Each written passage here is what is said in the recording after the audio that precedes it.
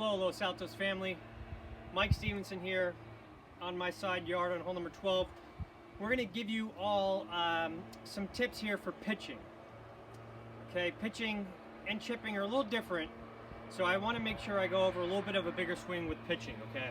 Just remember that pitching definition is where the ball flies in the air more than it rolls.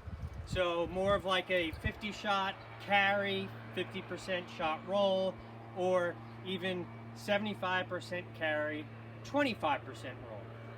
Okay, club selection. There's always, you could pitch with anything, okay? But most of the time you're gonna be pitching with clubs like a gap wedge, a sand wedge, or even your lob wedge. You can also pitch with a pitching wedge, hence the name. But most people are going to feel comfortable with a 54 or 56 degree club, and even some people a 60 or 58 degree club. So we're going to first show you some basics on how we set up, then how we make the shot, and then how I envision things, or what my pre-shot routine is when we do go out and practice and then go out and execute the shots. So setup. Here I have my 54 degree TaylorMade milled grind wedge. What I like to do is pitching is a little bit different than my chipping setup, okay? So with pitching, we really want to make sure we utilize the bounce of the club, which is the bottom of the club. We want to make sure when we do hit our pitches that we don't hit the club and it jam into the ground using the leading edge. That's really not using the bounce. What we want to do is make sure when we do, it almost kind of skims the grass like it's cutting a layer of cake off the top of a birthday cake. If we're doing that, then we know we're utilizing the bounce properly. So first thing we do with setup here. Okay, when I do get set up for pitches, my grip is more in the middle of my club. You can see it kind of has about an inch left over on the top and about an inch left over down the bottom.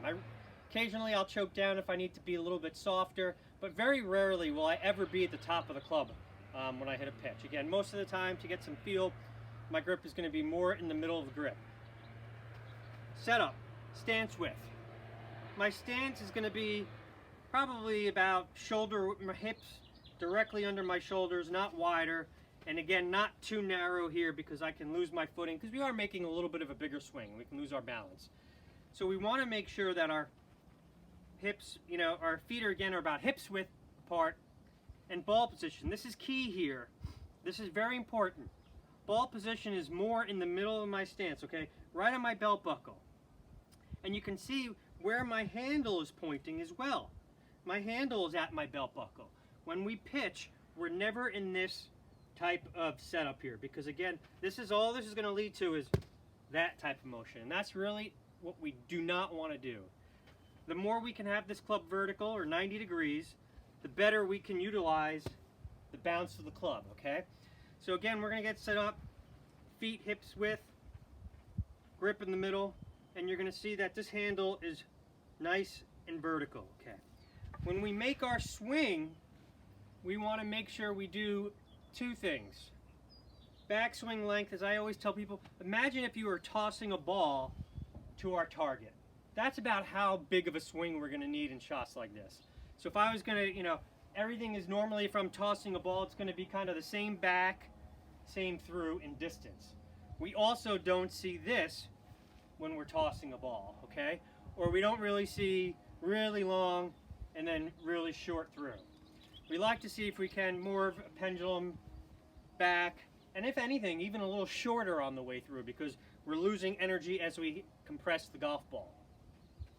So when we make this swing, we're going to get set up, and I'm going to feel like all I'm going to do is be tossing it back and through. And you can see I'm turning my body slightly back and slightly through. I'm trying to make sure I cut that piece of grass off. You don't see a lot of wrist hit these shots.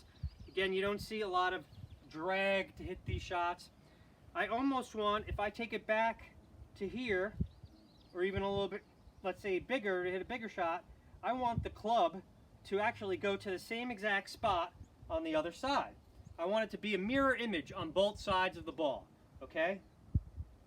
So that's a great way to think of it. If I'm taking it back here, I'm going to take it through here. If I took it back here and then through to there, that's not a mirror image. You're most of the time going to hit a bad shot. When we do get set up, we also want to make sure that, we're, again, not too close to the ball because we're not going to have room. We want to make sure we're a little bit further away than our pitching or chipping, and we're going to just feel like, again, it's back and through, okay? We really want to be imagining the trajectory we're trying to hit the ball. This one I'm going to try and hit into that green hoop. Again, I'm imagining the trajectory to help me get it to where I'm going. Okay, so the most important things I've learned about pitching over my years of seeing some of the greats like Jeff Breho, Phil Ritson, and Mike Bender, and Andy Plummer, and Mike Bennett, is when we pitch, we want to return that club to 90 degrees at impact, almost exactly where it was set up. This way we utilize the bottom of the club as best we possibly can. If we have the handle too far forward, it's not going to be a very good pitch. If we have it way too far back, it's not going to be a very good pitch. And remember, I would get good and practice with your pitching wedge, your 52, your 56 degree club, and then go to your higher lofted clubs, your 58, your 60. Get good at your medium wedges first. Also, before I pick the club out that I'm going to hit for my shot, is I try to imagine how far I want the ball to carry in the air versus how much I want it to roll. With my 58 degree lob wedge that I could use, it's about a 75% carry, 25% roll. With my 54 degree club, it's about a 50-50. But a good way to do this is when you go to the practice area between 10 and 11, and you can mark out, even put little T's to where you want the ball to land. This way you can see how far it rolls out. Again, I can't wait to see everybody back in great sunny weather on the golf course. Make sure you do this in your yard. We all have yards to do it. You don't have to hit it that far. You don't even need a net.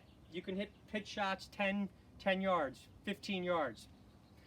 If you do it in your house, make sure there are no glass goods, no vases. But if you do have space to do in your house with a tennis ball or a foam golf ball, great place to practice. Again, the tighter lies we can practice on, the better we're going to get. Thank you all very much, and I look forward to seeing you all soon.